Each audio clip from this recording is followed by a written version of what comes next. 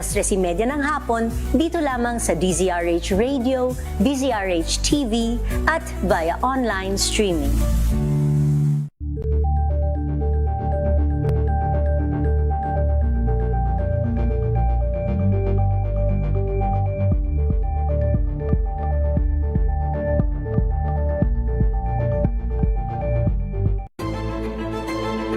Pakikinggan ang bawat panig.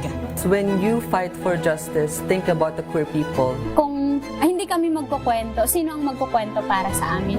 Ang mga panawagan. Ipababatid. Hindi talaga ito masusing pinag-aralan ng gobyerno. The women who are beaten and abused. It's time to listen to their voices. Tunghayan ang iba't ibang boses. Mga kwento mula sa iba't ibang anggulo. Dito lang sa Point of View. Mapapanood tuwing linggo, alas 12 ng tanghali sa DZRH TV.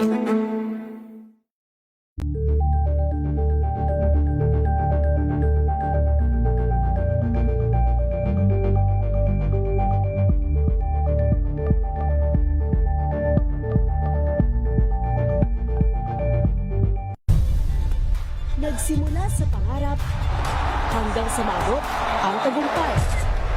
Iba't ibang kwento, iba't ibang mukha ng atletang Pilipino. Mas pinatindi, mas pinalakas, at mas pinaaksyon sa Match Point tuwing Sabado, 12:30 ng tanghali sa DZRH TV.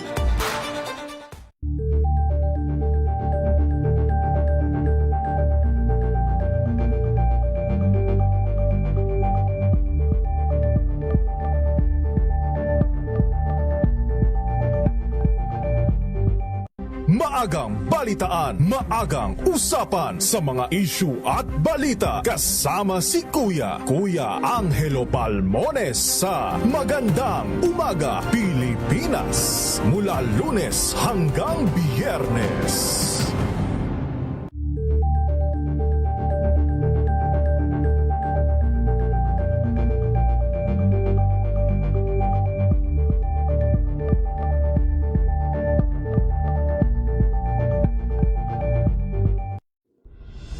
Tuloy-tuloy ang pagtulong, tuloy-tuloy ang pagseserbisyo at tuloy-tuloy ang balitaan kasama si May Binauhan sa Operation Tulong mula Lunes hanggang Biyernes.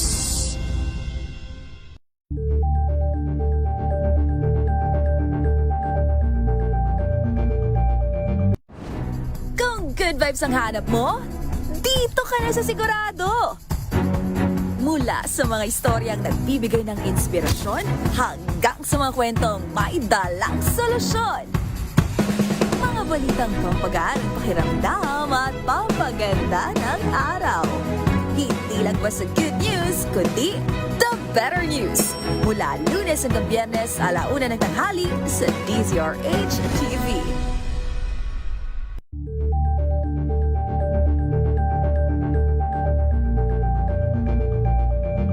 We've got you covered. From the hottest hits, exclusive interviews, kilig to the bones fan meet experience, and hataw performances of your favorite stars. Saturdays, 12 noon, dito lang sa DZRH TV.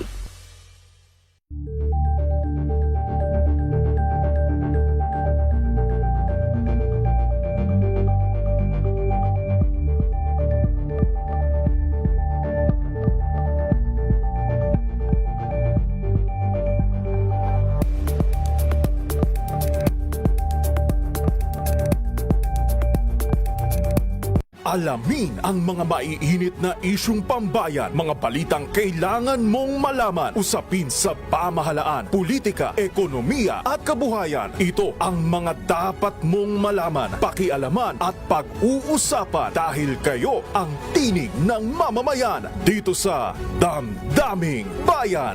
Live sa DZRH Radio, DZRH TV at DZRH Digital. Kasama sinalakay Deo Macalma at Araw-araw, Lunes hanggang Biyernes, Damdaming Bayan.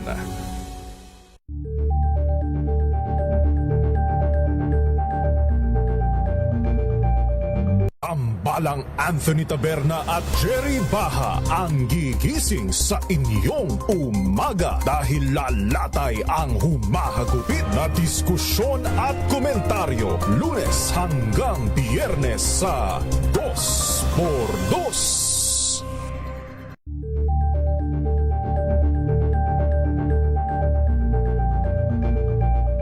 Curious ka ba sa maraming bagay? Kami na ang bahala dyan. Aalamin, tutuklasin at bibigyang linaw namin ang mga katanungang bumabagabag sa inyong isipan. Sa programa kung saan ang bawat sagot ay galing lamang sa mga eksperto. Ang Expert's Opinion, tuwing Linggo 3:00 ng hapon, dito lang sa DZRH TV.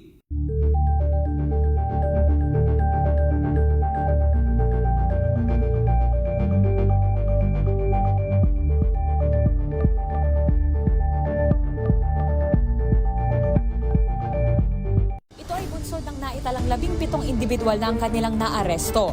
Ng Metro Manila Development Authority o MMDA ang No Contact Apprehension Policy o NCAP sa Metro Manila. Sa ilang mga dokumento ay peke. Hindi rin legal ang employment na ipinangako sa kanila. Sa mata ng batas, mananagot ang sangkot at may sala. Dahil sa bawat paglabag, may karampatang parusa. Alamin ang mga pananagutan sa likod ng mga bawal. Dito sa Hoy! Bawal Yan, tuwing Sabado, 11:30 ng umaga. Dito lang sa DZRH TV.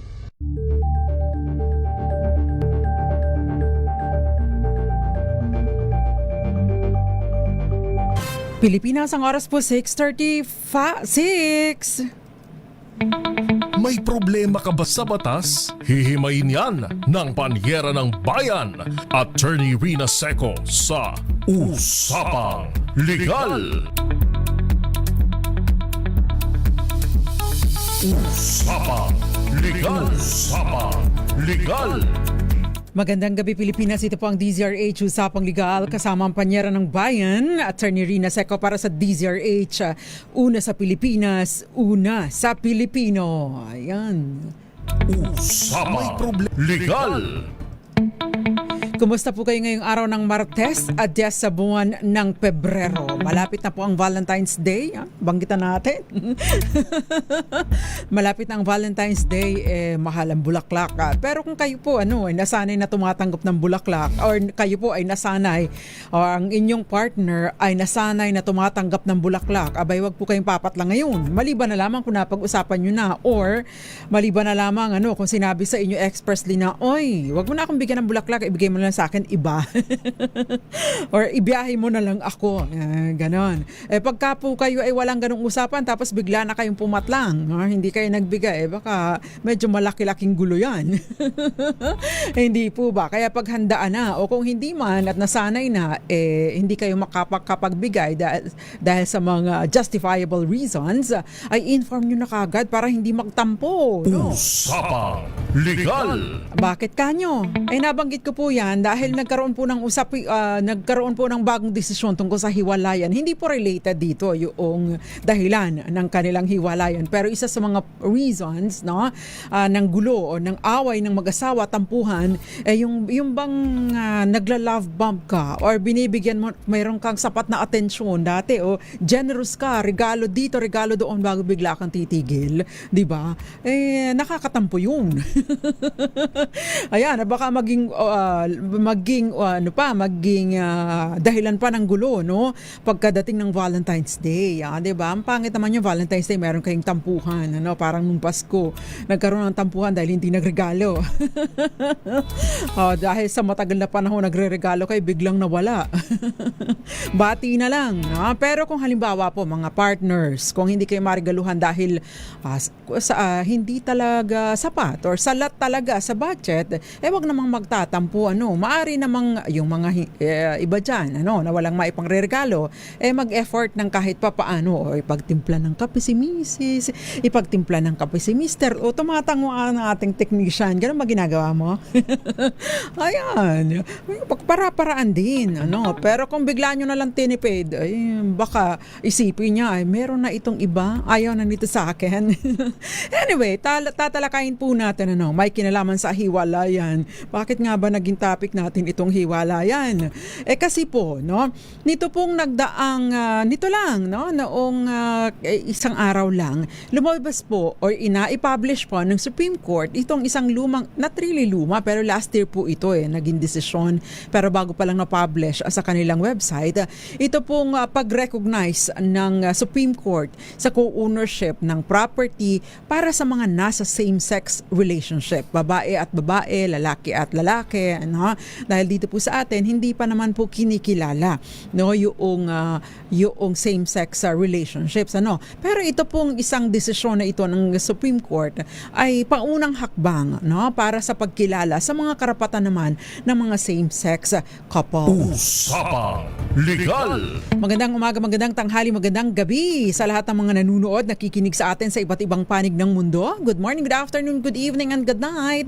Feel free to share our discussion tonight dahil baka meron kayo, parang sabi nga nila, bakit yung mga nasa same-sex relationships o yung mga LGBTQ, dumadami, hindi naman sila, majority naman sa kanila hindi nanganganak. Di ba? Marami na po talaga, yung, or maaring dati pa, yun nga lang, hindi naglaladlad kasi hindi nga po tanggap or hirap pa rin na tanggapin ng iba. At yung ating mga kababayan, paalala lang po, hindi tayo nagdi-discriminate base sa kasarian or base sa sexual orientation. Yun naman pong halimbawa ay nagkakagusto sa same sex, kapag hindi kayo nagustuhan, hindi kayo sinagot, hindi po nangangahulugan na dinidiscriminate na kayo, dahil kanya-kanya naman pong preference, ang ating ang bawat isa. Usapang Legal.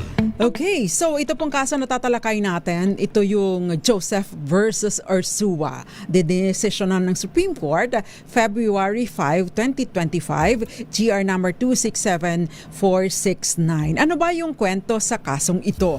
Ito pong pareho po silang babae, although, di ba, may mga transgender na tinatawag na sila ay kagaya ng anak ni Miss Lea Salonga, si Nick Chan, meron din si Ice Sigera, meron din tayong sino nga bang ang pangalan ng ano na nga ba ngayon ang pangalan nung isang magaling na si Charis Pempenco, ano na nga ba siya ngayon? Jake Cyrus. Iba na rin ang gusto niya na pangalan. Charlie ba yun or Charles? I'm not so sure. Pakitingnan mo nga. Don, pakicheck mo nga ano ng pangalan na gusto ni Jake Cyrus ngayon. Kasi di ba may iba na siyang gusto? Kasi mas nakaka-identify daw yun. At yun na daw ang final na pangalan niya. After Jake Cyrus. Ayan. May mga tinatawag na transgender.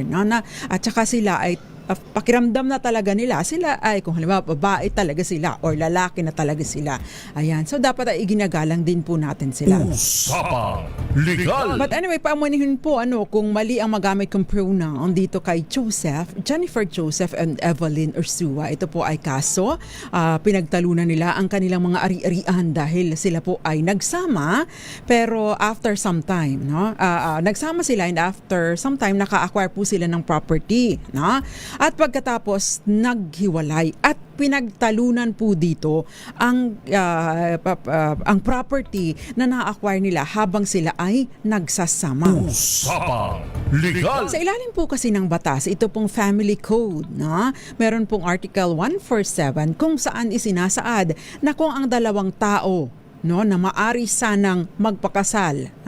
So ibig sabihin maaring pagkasal kung dito sa Pilipinas yun, ini-exclude na niya yung mga same-sex partners. So ibig sabihin ito po ay pertaining to babae at lalaki, heterosexual. So ibig sabihin hindi kasama yung lesbian at saka gay relationships. So sinabi po ng Article 147 ng Family Code, kapag ang isang babae at isang lalaki no, ay nagsama pero wala po silang legal impediment to marry. Ibig sabihin, pwede sana silang magpakasal kung gugustuhin nila kapag ang dalawang tao daw ay nagsama sa ganitong sitwasyon, no, yung go-govern or sasaklaw sa kanilang mga propriedad or mga na-acquire na mga properties ay co-ownership. Ibig sabihin, kadalasan ito ay 50-50, maliban na lamang kung may proof to the contrary. But then meron po nakalagay doon, sa second paragraph, next paragraph ng nasabing probisyon ng batas, ang sinasabi po doon, na yung isang tao, kung halimbawa isa lang sa kanila ang nagtatrabaho, yun pong hindi nagtatrabaho at nasa bahay, nag-aasikaso ng pamilya, doing the chores, no? Yun po ay ang ambag, itinuturing na ambag niya ay yung kanyang pagsusumikap at pag-aasikaso sa pamilya. And therefore, mag-50-50 sila sa hatian ng properties kapag sila po ay naghiwalay. Usapang Legal! Meron naman pong Article 148 ng Family Code na sinasabi kapag ang isang tao o dalawang tao ay nagsama bilang mag-asawa pero sila ay may legal impediment or hindi sila maaaring magpakasal dahil maaring may sabit pa ang isa o may sabit pa ang dalawa sa kanila, ang go-govern sa kanila ay ayon sa aktwal na kontribusyon. Ang kanilang paghahati kung sila ay maghihiwalay na ay ayon sa kanilang aktwal na kontribusyong pera at pagpupunyagi. So yung tao, yung partner, na nasa bahay, bagaman at nag-aasikaso siya ng mga anak, kung sakasakali pong maghiwalay at wala siyang naiambag na pera, wala po siyang matatanggap na share kapag naghiwalay na sila ng kanyang kinakasama dahil ang mapupunta po ito doon sa pamilya, legal na pamilya noong taong may sabit. Usapang Legal! Ngayon, sa matagal pong panahon dahil hindi naman po nire-recognize ng batas ng ating family code and even the Constitution, hindi po nire-recognize ng batas ang same-sex relationship, nagkaroon po ng dilema. At ito po yung kagandahan dito sa Joseph versus Ursua because sinabi dito na yung 148 ay maaring mag-apply para doon sa mga properties na na-acquire ng mga same-sex couples o yung nasa parehong kasarian pero nagsasama bilang mag-asawa. Usapang Legal! Ayan, tatalakayin po natin ang detalye ng kasong yan. Tama pala si Charles but not yet legal. New name is Jake Cyrus. Okay, that's the old name after Charisse. Ngayon is Charles na ang sinasabi niya. Yan. Nabasa kin Marites din ako eh. Magandang gabi po sa inyo, Mike Montero. Magandang gabi. Si Robert Lucero nanonood sa atin sa London. Always daw na nanonood. Thank you very much. Ang lamig po dyan, Magandang gabi din po. Si Teresita Atienza, si Vice Ganda, gusto na daw niyang magkaanak. Pwede naman. Dahil, bagaman at hindi po nire-recognize dito sa atin yung surrogacy, ginagawa na po yan sa mga ibang bansa. In fact, nakapag-review na po ako ng mga several contracts, patungkol dyan. Kailangan lang marami lang na kailangan patunayan. Parang nasa 70 plus pages yung kontrata na na-review ko. Parang ilang celebrities. Ilang meron na pong mga, in fact, active sila sa social media. Ako ang nag-review ng kontrata nila, yung surrogacy contract. At meron din yung secretly lang, na-review ko. Kaya medyo familiar po ako pagdating din sa surrogacy. Usapang Legal! Magandang gabi, Marcelo M. Sabi niya, advance greetings of Happy Valentine's sa inyo at Kang Hei Fat Choy, Kang Hei Wat Chai, Lunar New Year. Melvin Letrodo, dyan sa Barangay Katipunan, Santa Fe, Leyte. Magandang gabi din po kay Tatay Nalding. At syempre pa si Teresita Atienza, Attorney Rina, ang sakit yung nagbibigay ng flowers na friend na girl pero hindi nagbigay sa wife. Magandang gabi din sa iyo, Miss Joy Garimbawa. At kay Sir, nakalimutan kong itanong yung pangalan ni Sir no nakausap ko. Melvin, magandang gabi. Okay, thank you very much. At syempre, mga nanonood sa atin, Florence Regalo, si Myrna de la Cruz, magandang gabi sa iyo. Tita Ami Miraflor Garcia, si Mami Belen Rivera, malalanta lang ang bulaklak, 1 kilong pork at gulay na lang ang bigay kay Mrs. Mayroon pa kayong pang sinigang. Ay, Mami Belen, paminsan-minsan masarap din yung kinikilig. Kasi yung iba kapag nawiwiwi na lang kinikilig o kaya pag giniganaw na lang kinikilig Sabi ni Gael, ipagluto nyo na lang. Eduardo Narvaez. Eduardo, ikaw ba anong nireregalo mo? Si bouquet of cash na lang. Sabi ni Gael, ay gusto natin yan, ipambabiyahe natin. Magandang gabi din sa iyo, Ivy Gutierrez ng Tayug, Pangasinan. O Gael, sabi niya, lakasan ng radyo at makinig. Kenneth Arevalo at maraming iba pa. Sino ba yung naunang nag-message? Hindi ko mabasa, makita ang pangalan niya. But thank you very much po for watching and feel free to share our discussion tonight. Gayon din sa iyo, Moonbeats, Irene Almodovar, Mickey Villa, Josephine Garimbao at Maya Bell. Thank you very much. Usapang Legal. Maya Bell, bukas po si Attorney Cam. Ako po ngayon, Rina Seco po ang pangalan ko. Anyway, talakayin po natin itong kaso ni Joseph versus Ursua. Again, sila po ay parehong babae. No? I don't know kung anong ina-identify nila, kung anong pronouns nila. No? Pero by birth, sila po ay mga babae. Sila po ay nagsama bilang mag-asawa, nagpundar ng ari-arian, pero nagkahiwalay. At nung sila po ay nagkahiwalay, no? Nagdemand po ng partition. No? Nagdemand po ng partition yung isa sa kanila. In fact, meron po silang affidavit, no? Meron pong acknowledgement of third party interest in real property. Sinasabi doon, no, kasi yung property po ipinangalan lamang sa isa sa kanila.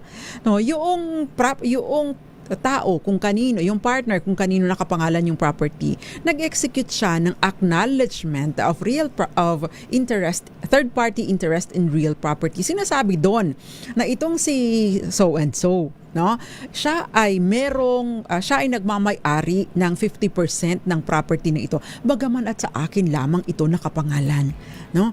Ang problema lumalabas na nagpanotaryo pero hindi kasama yung isa sa kanila. Isa lamang sa kanila ang nagpanotaryo.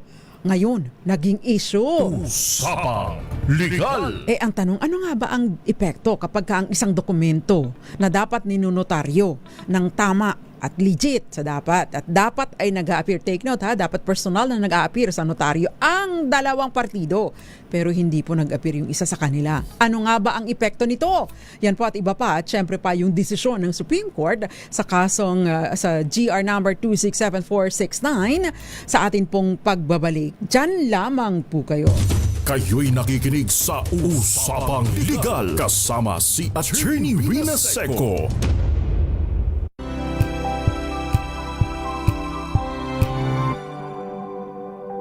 Hello, Washi! Laundry day na naman! Yay! Anong meron? Mancha ng chocolate, putik, may libag pa! Kaya natin yan! With Pride Washing Machine Detergent, may triple stain-away formula. Tanggal ang makapit, madikit, at malupit na dumit mancha. Kaya easy-easy ang labada. Mula noon hanggang ngayon! All you need is pride! All you need is pride! ACS.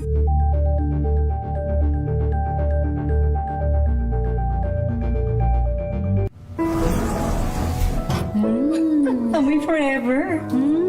Amoy LQ. Amoy New Caleb Berry Blues. Amoy kalat, amoy good vibes.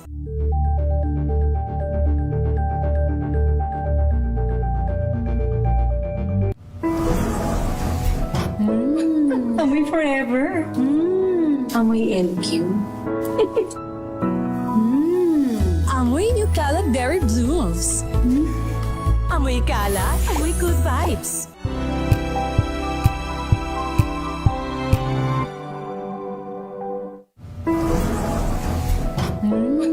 Amoy forever. Amoy LQ. Amoy New Caleb Berry Blues. Amoy kalat, amoy good vibes.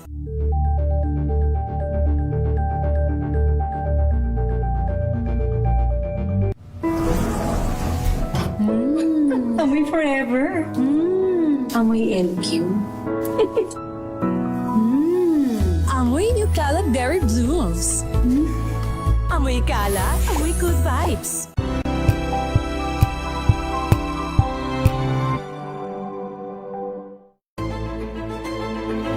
Pakikinggan ang bawat panig. When you fight for justice, think about the queer people. Kung hindi kami magkukwento, sino ang magkukwento para sa amin? Ang mga panawagan, ipababatid. Hindi talaga ito masusing pinag-aralan ng gobyerno. The women who are beaten and abused. It's time to listen to their voices. Tunghayan ang iba't ibang boses, mga kwento mula sa iba't ibang anggulo. Dito lang sa Point of View. Mapapanood tuwing Linggo, alas 12 ng tanghali sa DZRH TV.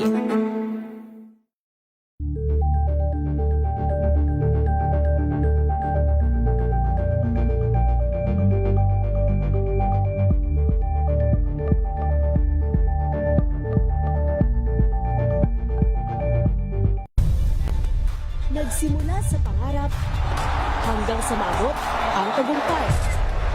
Iba't ibang kwento, iba't ibang mukha ng atletang Pilipino. Mas pinatindi, mas pinalakas, at mas pinaaksyon sa Match Point tuwing Sabado, 12:30 ng tanghali sa DZRH TV.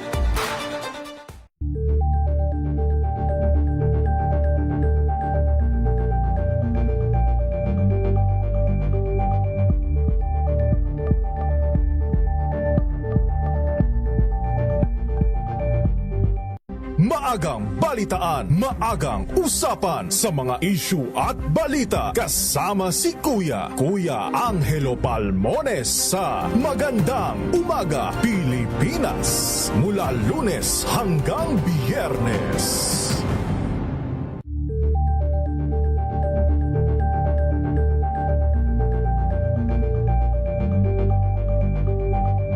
Legal kasama si Attorney Rina Seco. Usapang Legal.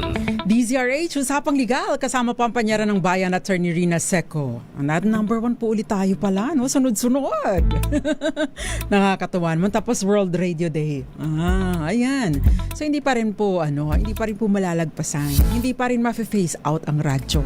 Lalo na kapag may bagyo, walang tatalo sa radyo. Kapag may bagyo, kapag nawala na ng signal, ay malaking problema na, di po ba? Usapang Legal. Tsaka evolving din naman ang ating radio station ay available na po online, kaya hindi talaga siya problema. Anyway, Mike Montero, magandang gabi. Magandang gabi din sa iyo, Banong. Magandang gabi, Aunt May. At maraming iba pa. Sobrang lamig daw. Oo nga. Yung pinanggalingan ko po, kaya hindi po ako live nung Thursday. 5 degrees Celsius. Tapos feels like 3, kaya hindi kinaya. Mahina ako sa lamig, sanay tayo sa mainit no, sa Pilipinas. But anyway, maraming salamat po sa pa-flowers, Mike Montero. Okay, Miss Joy Garibao, magandang gabi sa iyo. Moonbeats Isok Blanco, madali lang yan, ang mahirap kung maibabalik pa ba ang Jerry Sumagaysay, magandang gabi, at Romel Livid, mapagpalang gabi or linggo sa atin pong lahat. And of course, Florence Regalo at Mirna de la Cruz. Okay, so ipagpatuloy po natin. Ano nga ba ang epekto? Hindi po tinalakay doon sa desisyon ng Korte Suprema yung epekto kapag ang isang dokumento na ninotarize ay defective ang notarization. Pero tinalakay natin na ito in the past. Pahahapiawan ko lang para din po kayo ay informed, no, kung ano ang mangyayari kapag hindi po properly notarized ang ating dokumento. Una, kapag po deed of donation, deed of donation at saka yung notarial will. Kapag po improperly notarized ang notarial will at saka ang deed of donation, wala pong bisa ang mga ito. All the rest kapag defective ang notarization, all the rest na maliban doon sa dalawang nabanggit ko, ito po ay hindi binding sa third party. Valid pa din pero hindi binding sa ibang tao. Usapang Legal. And therefore, kapag po nagkaroon ng transaksyon doon sa property na ito na mayroong dokumento na defective ang notarization, mahirap pong habulin doon sa third party, no, sa ibang tao. Nitong taong may hawak, nitong taong may interest sana doon sa property. Kaya yun po ang epekto nito. Usapang Legal. Now, balikan po natin yung kwento. Kaya, by the way ulitin ko ulit pala. Donation at saka yung mana, Huwag kayong papayag na hindi nag-a-appear parehong parties, lalo na pag kayo ang binigyan. Dahil walang visa, no? Hindi rin mapupunta sa inyo ang property, no? At make sure na tinanggap din ninyo ang merong valid acceptance, written acceptance. Ito pong pinagbigyan, no? At tinanggap ito during the lifetime of the donor. Usapang Legal. Yung notarial will naman, napaka-stricto po ng batas. Dahil kasama po sa practice ko yung probate or pagpapatunay, pagpapa-aproba sa korte ng will o yung last will and testament. Na medyo familiar po ako dito. So napaka-stricto po ng korte, inuusisa talaga, binubusisi po talaga at dapat doon sa forma mismo na nire-require ng batas, nakasunod doon, otherwise wala pong visa yung mga pagpapamana doon. At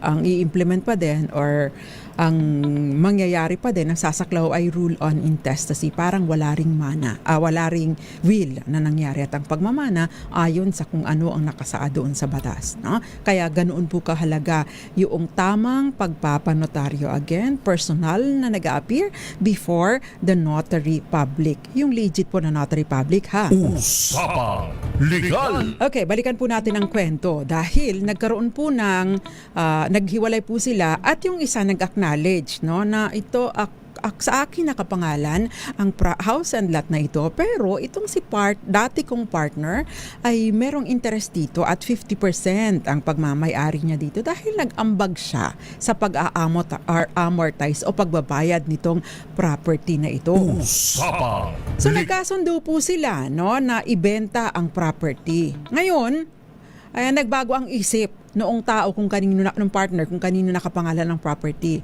At ayaw na din niyang ibenta, ayaw din niyang i-share. As sinasabi niya, akin lamang ito. Katunayan, narito ang dokumento. Narito ang deed of sale. Narito ang dokumento sa property. Nagsasabi, ako lang ang may-ari nito. Sinasabi doon, parang nagswapang na. Ayan. So nakarating po sa korte, no? Itong kaso. Nag-adverse claim po kaagad itong apektado, itong partner na hindi nakapangalan doon sa dokumento. Kaya pwede po ninyo itong gamitin kung meron po kayong ganitong problema. Kasi hoda, or regardless kung ano ang gender ninyo or gender preference or orientation. Kapag may interest kayo sa property, pagkatapos na di-disregard kayo, adverse claim po kaagad. Mag-execute agad ng affidavit of adverse claim. So nagtuloy po yung kaso. Natalo po itong nagki-claim, no? Itong walang pangalan doon sa dokumento. Natalo sa Regional Trial Court. Natalo din po sa Court of Appeals. Usapang Legal. Dahil nga ang pinuntirya noong abogado nitong tao kung kanino nakapangalan ng property, defective ang notarization. Peke lang yan dahil hindi nga ako nag-appear doon, isa lang yan eh. Pero binaliktad po ng Supreme Court. Bakit? Bagaman at depektibo ang notarization or notarization nitong dokumentong ito, hindi siya nawala ng visa. No? Merong visa pa din siya at binding ito doon sa pagitan nilang dalawa dahil wala pa naman pong ibang transaksyon doon sa property. Wala pang third party involved. Silang dalawa pa lamang. Pero kung nagkataon, no, na naibenta na ito sa innocent purchaser, medyo malaki po ang problema, no, lalo na kung wala pong adverse claim o walang notice of lease pendants na nai-annotate doon sa dokumento. Usapang Legal. Ang sinabi po ng Supreme Court, yung Article 147 ng Family Code ang nag-a-apply sa kanila. Bagaman, no, at sa nakagawian natin ay ito ay nag-a-apply lamang doon sa mga magkaiba ang kasarian o ibig sabihin babae lalaki partners, no? Yung 148 again nag-a-apply po ito doon sa may legal impediment na magpakasal. Ibig sabihin hindi po pinapayagan ng batas na makapagpakasal dahil for whatever reason, maaring kasal pa sa iba, maaring incestuous, ibig sabihin ay magkamag-anak sila at bawal, o kaya naman ay yung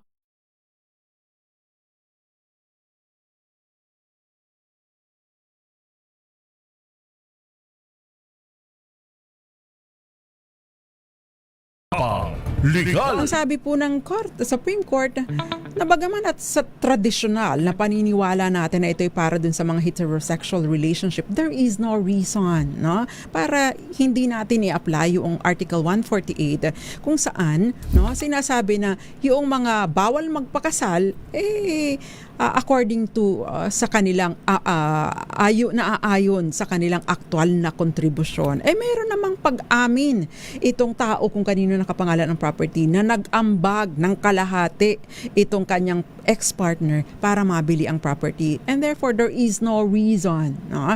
There is no reason para hindi siya pagbigyan sa kanyang karapatan sa property. Usapang Legal! So ano nga ulit?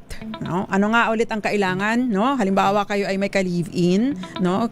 Kahit pa yan babae, lalaki kayo sa relationship at kayo ay nagli-live-in at wala naman kayo kahit mayroong kayong kahit wala kayong legal impediment, kahit meron kayong legal impediment, maganda po naman kung meron kayong ambag para sa protection na din ninyo later on, kasi sabi nga nila yung mga mag-asawa nga nagkakahiwalay pa di ba? Napependeho pa di ba? So mas maganda meron pong covering document yung pagmamay-ari ninyo, lalong-lalo na po kung may sabit ang isa pa sa inyo, because kapag ka po wala kayong nag-claim kayo at wala kayong mapatunayan man lamang na kayo ay umambag, doon po sa taong nagtatrabaho, sa taong may pera, doon po most likely mapapaboran at hindi lang sa kanya mapupunta po sa legal na pamilya. Usapang Legal! Attorney, kailangan ba may ebidensya na may share sa amortization ng property ang magpartner na bawal na magkakasal? Kailangan po talaga. Para kung ikaw ay magkiklaim, kailangan po talagang magkaroon ka ng patunay. No? Kailangan po talaga magkaroon ka ng patunay. Say for example, sa kanya nakapangalan, nag-transfer ako sa kanya ng fund. So, yung fund transfer form, itago mo. O yung manghingi ka ng, ng history, ng transaction, record mula sa bangko. At ma-identify doon kanino ito ibinigay, kanino ito i-transfer, kaninong account ito, sino may hawak nito. Ikukumpara mo ito doon sa mga schedule ng payment, doon sa kung saan man nag-amortize itong tao kung kanino nakapangalan ang property. Maari po yung mga ma-establish. Usapang Legal! Ito po yung mga tinatawag na corroborating evidence. Ayan. So, hindi sapat na isa lang, dapat ay may mga pieces of evidence na nagli-lead, maari magtumulong para ma-identify, ito nga yun, most likely ito nga yun. So yun. Johnny Conanan, magandang gabi. Moonbeats, magandang gabi. At syempre pagka-El, Enriquez, Jerome Lorenzo, Marites Liedo, ay na-miss kita, Miss Marites. Jessie Palatino, magandang gabi po sa inyo. Okay, ay pasensya na kayo kumakalamasik po. Naririnig niyo ba? Gutom na tumutunog yung tiyan ko Usapang Legal! Mike Montero, walang pasok apo ko kaya may time ako. Okay, ano ba yun? Magandang gabi po. Always remind me, number 1 ang News Network. Thank you very much. Thank you. Okay, now, para kung kayo ay nasa ganitong relationship, again, affidavit of acknowledgement or acknowledgement of co-ownership, o kaya lalo na kung hindi nakapangalan sa inyo, o kaya naman po affidavit of cohabitation. Bakit? Kung walang legal impediment, sapat na kayo ay nagsama at na-acquire ang properties na ito habang kayo ay nagsasama, because again, kung walang legal impediment, co-ownership ang sasaklaw sa inyong property. So 50-50 kayo. Usapang Legal! Kaya nga 'di ba, kapag kapo ganito, yung ka-live-in, ay bagaman at sa kanya lang nakapangalan ang property, hindi niya pwedeng ibenta. Hindi niya pwedeng ibenta na walang pahintulot, nitong other party, nung kanyang ka-live-in, kinakasama yung property, So ganun po siya kahalaga. Usapang Legal! Now, dakuan po natin ang first question. Ito pa yung screenshot ko. Attorney, magtatanong lang hindi pa kami kasal, may anak ko siya sa iba at may anak rin ako sa iba. Magpapagawa siya ng bahay tapos dalawa kami na nagpagawa. Ano po ang pwedeng gawin dyan? Usapang Legal!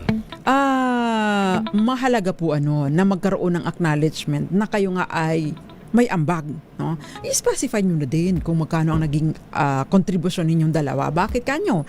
Kasi kapag clearly identified po yung mga kontribusyon ninyo, no? Kung halimbawa po ay maghiwalay kayo, at least kung kumita na or nag-appreciate na, tumaas na ang halaga ng inyong property, yung proportionate na percentage o halaga doon sa increase ng investment niyo ay mapupunta din po sa inyo at hindi na kayo magtatalo pa, mag-aaway pa na, hindi, sa akin yan, o hindi, ganito dapat ang matanggap ko. Kasi meron na po kayong malinaw na pagbabatayan. Usapang Legal! Ito po ay lalong-lalo na kung kasal po siya sa iba or kasal po siya sa una. At para din kung halimbawa mawala kayo, no, yung anak po ninyo ay protektado, make sure lang na yung dokumento ay nakatago at duly notarized. Okay. Next question please. Attorney, ask ko lang po, may live-in partner ako at patay na siya. May property kami pero ako lang ang nagpundar, pero ngayon humahabol ang original na asawa ng partner ko sa property na ako lang ang bumili. Salamat po, sana masagot po sa program. Okay? Usapang Legal! Ang sinasabi mo, meron siyang original na asawa. By original na asawa, are you referring to legal na asawa? O ibig sabihin kasal po siya sa una, no? Ngayon, kailangan po ninyo actually, kung property kami, kanino po nakapangalan ng property? Mahalaga po, kanino nakapangalan ng property? Ano yung patunay mo na ikaw ang may, halimbawa, wala kang trabaho, no? Ikaw ang nagpundar, sa'yo yan. At saka, kung ano po ang meron bang ambag dyan yung kanyang asawa, yung kanyang iyong kinakasama. Pero kung halimbawa po nakapangalan sa iyo ang property, ang pagpapatunay po na merong ambag yung kinasama mo ay yung nagki-claim, no? So halimbawa yung legal na asawa nagsasabi na asawa ko lang ang nagpundar niyan, ipinangalan lang niya sa kanyang other woman or other man, no? Kapag ka po ganito, yun pong nagsasabi na may interest dyan ang asawa ko and therefore may interest ako dyan, siya po ang may obligasyon o may bigat ng pagpapatunay o may obligasyon na magpakita ng katibayan na ang property na yun ay binili nga ng asawa niyo or nag-ambag ang asawa niya dito. Usapang Legal! Ngayon, kung halimbawa po ang property nakapangalan sa partner mo, no? At ikaw ang bumili, kailangan mo pong ikaw po ang may obligasyon na magpatunay na hindi totoo yan, ipinangalan lang namin sa kanya, narito ang patunay ko, eto ang sweldo ko, eto yung ibinigay kong dokumento. In fact, yung seller na ito, no, ay makikita niya na ako pa nga nag-issue ng cheque kaya hindi tayo nagbabayad dapat ng cash. No, dapat merong dokumento para matrace, no? O kaya naman nagbayad kayo ng cash. Ito nga po, nag-withdraw po ako sa account ko ng 10 milyon. Dami mong pera. Nag-withdraw po ako ng 10 milyon. Sa account ko po yan. Ito po, sa ganitong petsa po ako nag-withdraw. Sunod po dyan, nagbayad po kami ng partner ko. Kinabukasan, ito po yung transaction.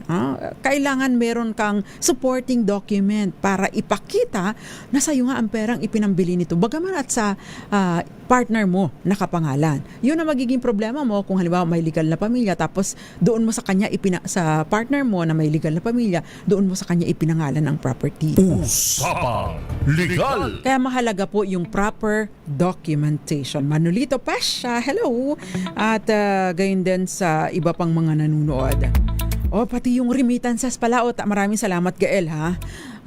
Remittances, nagmamatter din yan. O pwede mo rin yung gamiting patunay. Halimbawa, ikaw nag-abroad, no? Yung partner mo, yung live-in mo, yun yung nandito. Halimbawa, sa mga sa mga sasakyan.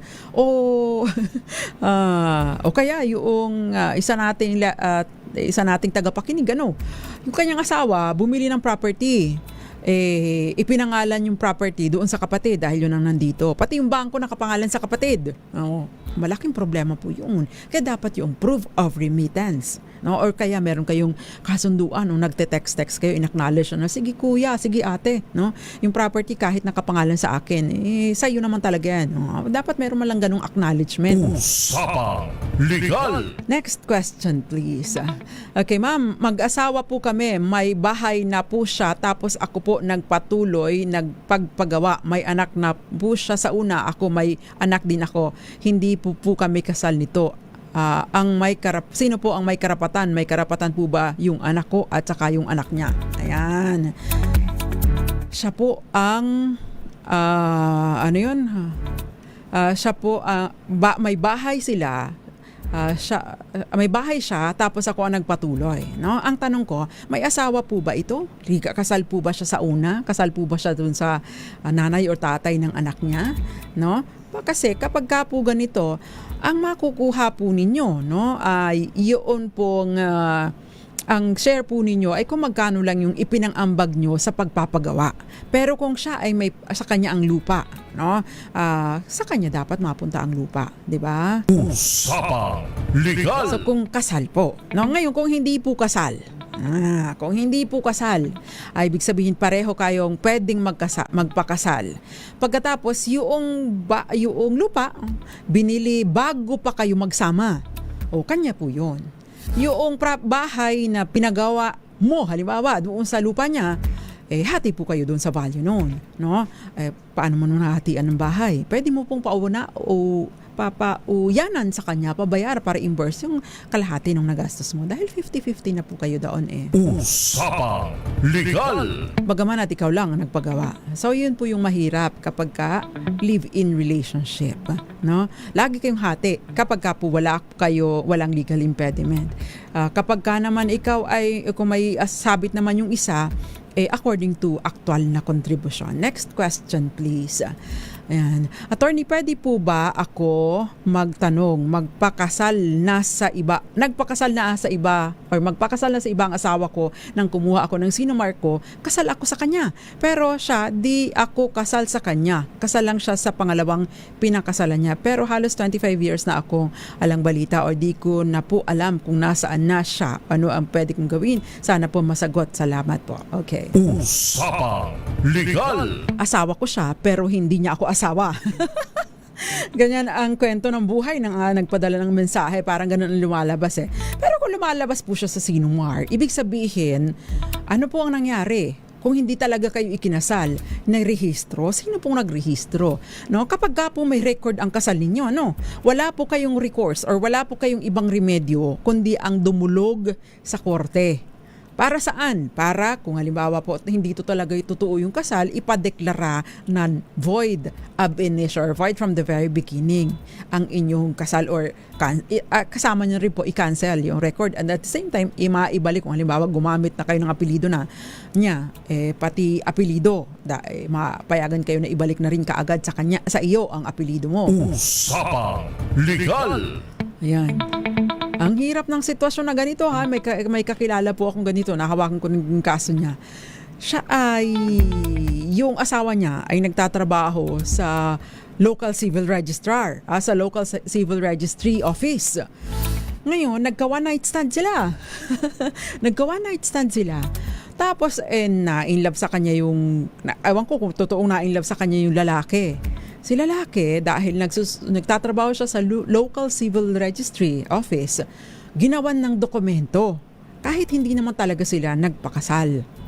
Iyon ang problema niya ngayon. Kaya dapat hindi nagpapadalos-dalos Usapang Legal. Iisipin pong mabuti, no? Nathan Camarig, magandang gabi. May sunog daw sa Barangay Pio del Pilar, Makati, 6 p.m. tonight. Okay, makukuha po yan ng ating mga reporter. Attorney, pag may sabit yung lalaki, bumili ng property, pero ipiningalan sa mistress, may habol pa ba ang legal wife sa property na yun? Abay, syempre napakarami na pong mga kaso. Tinalakay na po natin. Ito ay Pangasinan case. Nakalimutan ko lang yung pangalan. Isang kaso sa Pangasinan. Si lalaki ay isang US veteran. Si babae ay walang trabaho, no? O kung nagtrabaho man siya, papatlang-patlang, no? Patigil-tigil bilang sales lady sa department store, sa grocery. Alam niyo naman kapag kaganyan, 'di ba? 'Di ba yung mga endo-endo every 5 or 6 months natatapos yung kontrata. Tapos nagkaroon ng mapakaraming lupain, no? Mayroong mga palayan. Ngayon, yung legal na asawa nung US veteran naghabol. Pero yung mga properties ipinangalan doon sa babae. Sa babae na sales lady. Hindi naman po natin dinidiscriminate, pero realistic lang tayo. No? Kung yan ay sales lady o kaya ay nagtatrabaho sa supermarket, chances are minimum wage earner yan. At kahit mag-OT, mahirap pong mag-acquire ng ekta-ektaryang lupain. Maliban na lang kung meron siyang mana. Wala naman po siyang maipakitang dokumento na nagmana siya ng mga lupain. Kaya nga po, ang ending, nabawi po ng legal na asawa yung mga properties. Dahil napatunayan niya, based on circumstances, paano siya mag-a-acquire ng ganito kalaking lupain, samantalang pambuhay lang sa sarili yung kanyang kinikita. Usapang Legal! Ayan po, Ma'am Teresita Atienza. Magsabi ni Miss Gael, magaling si Mrs. Kailangan din po talaga, hindi puro puso lang. Nag-iisip din. Kaya nga sinasabi nila, kaya nga inilagay ng Diyos yung utak mo sa taas para kung may mga may mga, di ba, love knows no reason. Sabi nga nila, love knows no age, no reason, no, no status. Kaya dapat, kahit pa paano nag-iisip ka din.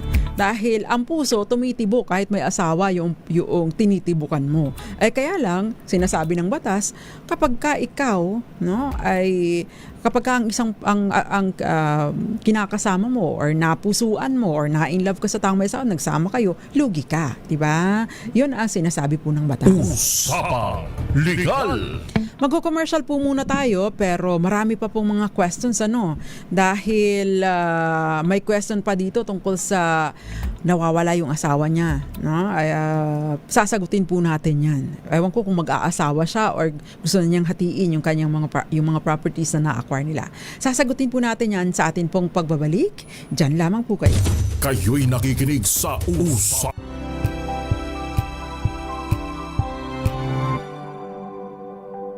Sa lahat ng bagay, simula pa lang, siguraduhing max protection na. Kasi pag kulang ang proteksyon, baka madaling masira. Sa ngipin, dapat may max protection din. Max sa alaga ng Unique Toothpaste. With Max Protect Formula, help stop cavities before they start, while keeping breath fresh. Try Unique Maximum Fluoride Protection. Para max sa alaga, max protektado. ACS. Amoy forever. Amoy LQ. Amoy New Caleb Berry Blooms. Amoy kala, amoy good vibes. Tinesting, sinuri, siniyasan. Ang resulta?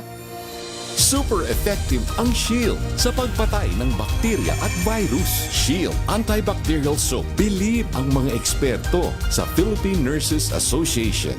At si Mami. Tiwala ako sa Shield. Shield Antibacterial Soap. Napatunayang mabisa. Ang mga nurse, tiwala. ACS.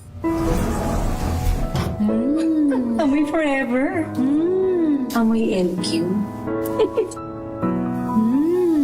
Amoy New Caleb Berry Blooms.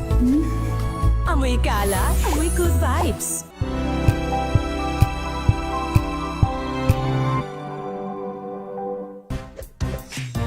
Tanggaling-galing mo Smart dishwashing paste ko Pritong ulam na masebo Plano ang kaldero Tanggaling for everyday. Ganyan pag smart ang dishwashing paste. May double tanggaling formula. Tanggal ang sebo, tanggal ang bakterya. Bahid para walang bahid. Linis fantastic sa bell. Walang plastic, number one ko to.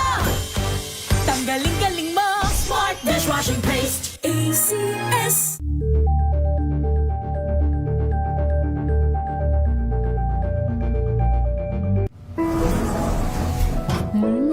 Amoy forever. Amoy LQ. Amoy New Caleb Berry Blooms. Amoy kala, amoy good vibes.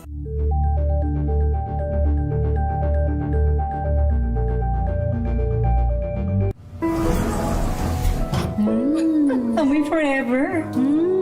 Amoy LQ. Amoy New Caleb Berry Blooms. Amoy kala, amoy good vibes. May budget?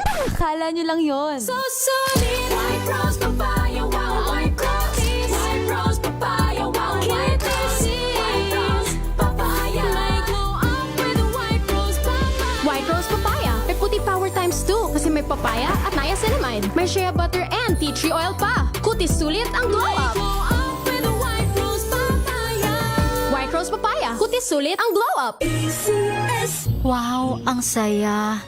Isang barangay na labada, puro mancha pa. Goodbye, pahinga. Mommy, isang laba lang yan sa Pride Bar Blue. May powerful stain-away enzymes na malupit sa dunit mancha.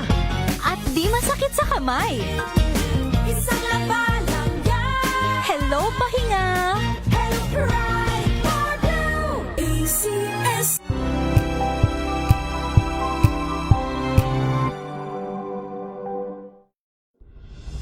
Tuloy-tuloy ang pagtulong, tuloy-tuloy ang pagseserbisyo at tuloy-tuloy ang balitaan kasama si May Binauhan sa Operation Tulong mula Lunes hanggang Biyernes.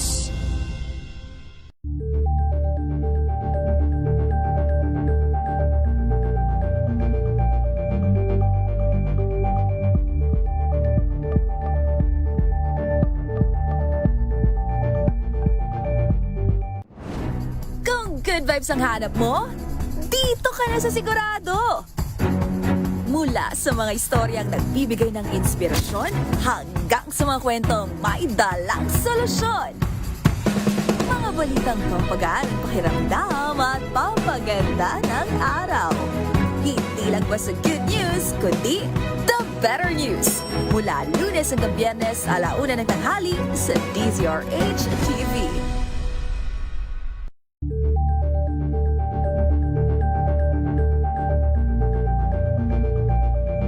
We've got you covered. From the hottest hits, exclusive interviews, kilig to the bones fan meet experience, and hataw performances of your favorite stars. Saturdays, 12 noon, dito lang sa DZRH TV.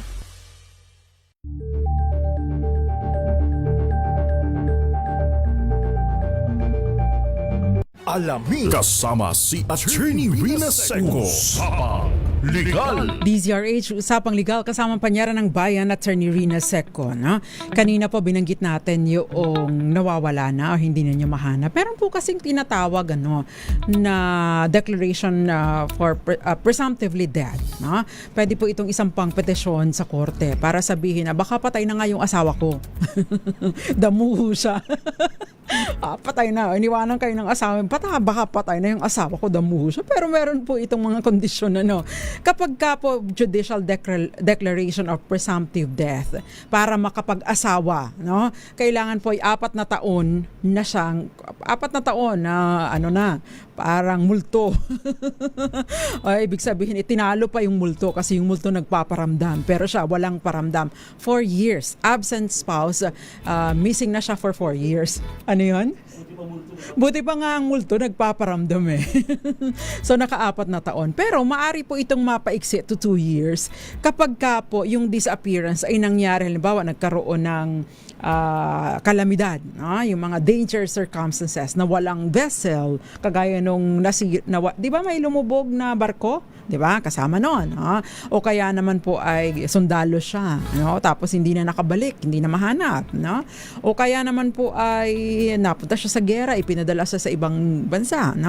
O kaya nawala na po siya sa ibang bansa. Wala na talaga, ni Haneho, even the employer. Hindi na po mahanap. So, maaari po yun. Usapang Legal. Pero yun po ay for purposes of remarry. Kayo po ba yung mag-aasawa uli? So, 4 years. Kapag lumagpas ng 4 years, pwede na kayo magsampa ng petisyon. Pero, mag-e-effort po kayo. Meron po mga announcement sa radyo, pa-announcement sa newspaper. Mag-effort po kayo na naghanap kayo, post kayo sa social media. Kasi kailangan pong meron kayong diligent or earnest effort to locate, na nag-communicate din kayo sa pamilya at yung pamilya hindi din alam, pero wag po kayo magsisinungaling, no? Yun po ay perjury, no? Ngayon, kapag ka naman po for purposes of pagbabahagi ng inheritance o pagbabahagi ng property, kapag ka po kapag ka po ang purpose ng inyong petition para sa declaration of presumptive death ay para sa inheritance or sa mga iba pang tungkol sa properties, kailangan po na naka 7 years na, absence ng 7 years, no? Kung extraordinary circumstance yung kanyang pagkawala, dapat naka-4 na taon na siyang nawawala. So, mas mahaba yung period kapag ka ang pinag-uusapan po ay property. Pero kung mag-aasawa po muli, mas maiksi po hanggang 4 na taon. Except that, no, kung kayo po ay mag-aasawa tapos nag-asawa na nga kayo, na-declare na presumptively dead yung inyong original na asawa, ngayon, nag-reappear. Biglang nagkaroon ng interest. Nagselos pala. Uy, nakita ka sa SOCMED. Uy, ang ganda na ng asawa ko. Ang sexy na. Uy, ang pogi na ng asawa ko. Nagparamdam bigla. Nagkaroon bigla ng interest sa inyo. Pagka nag-affidavit of reappearance po siya, talo ka pa din. Bakit? Mawawalan ng bisa yung pangalawa mong kasal. Hindi illegal, no? Pero mawawalan siya ng bisa, automatic, balik siya ang asawa mo. Kaya mas maganda pa rin po na magpapaanal kayo or declare na void ang inyong kasal kung meron pong sapat na basehan. Usapang Legal! Komplikado po ang batas, ano? At totoo, Gael. Mabilis ang oras. Jerry Quintua, magandang gabi po sa inyo. Miss Corina Hizon at Mami Eloisa Hizon, magandang gabi po sa inyo dyan sa Bulacan. At syempre pa yung iba pang mga nanonood sa atin. Thank you very much. Happy birthday sa iyo, Marilu Elot Linga Harabe. Happy birthday po sa inyo, ma'am. At sa mga iba pang nagsaselebrate ng kanilang kaarawan. Happy belated birthday, Ate Lucy Seco, and of course, Guillermo Solomon Jr. Usapang Legal! I hope may natutunan po kayo sa ating programa tonight. Nakasama ko po sa kabilang side, itong si Jeric Barreto, and of course, sino pa yung nandyan? Si Het Del Moro, and then si Arnold Arroyo, at syempre mga taga DZRH News TV at mga taga IT Department. Ako naman Pampanyaran ng Bayan, Attorney Rina Seco para sa DZRH, una sa Pilipinas, una sa Pilipino. Antabayan na po susunod na programa, ang programang Lunas at Lunas Extension, para naman po sa mga mahalagang impormasyon tungkol sa kalusugan. Magandang gabi po sa inyong lahat. Sama-sama po ulit tayo on Thursday. Sumainyo ang mga dagdag kaalaman